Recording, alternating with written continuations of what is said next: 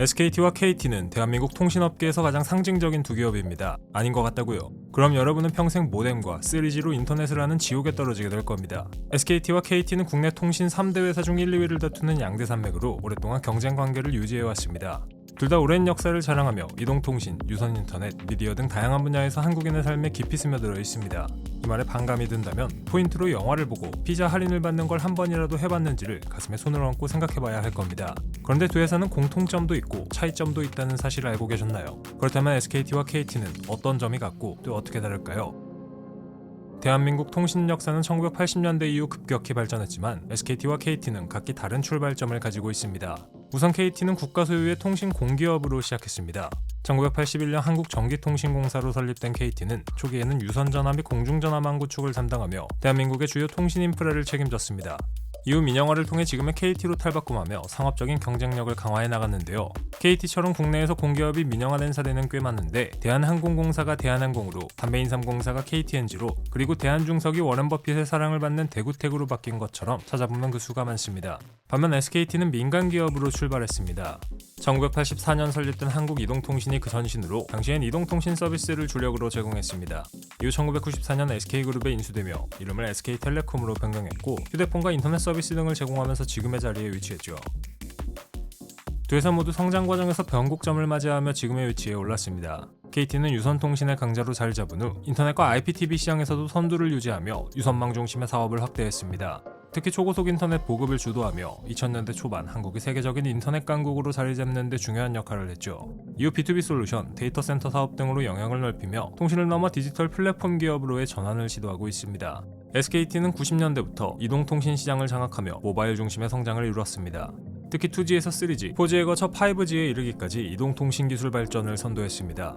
현재는 AI와 클라우드, 메타버스 등의 생태계를 구축하며 디지털 전환을 주도하고 있습니다.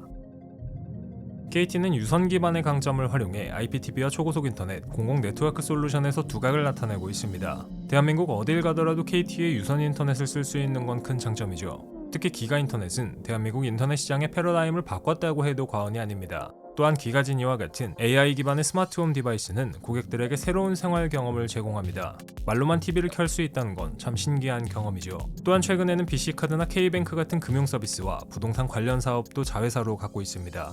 반면 SKT는 모바일 서비스에서 강력한 경쟁력을 자랑합니다. SKT의 모바일 요금제는 고객의 다양한 니즈를 반영해 설계되었는데요.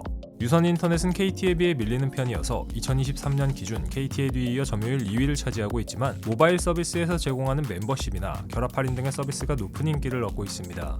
이와 더불어 티맵이나 플로, 웨이브 같은 서비스를 제공하는 것도 소비자들에게 호평을 얻고 있죠.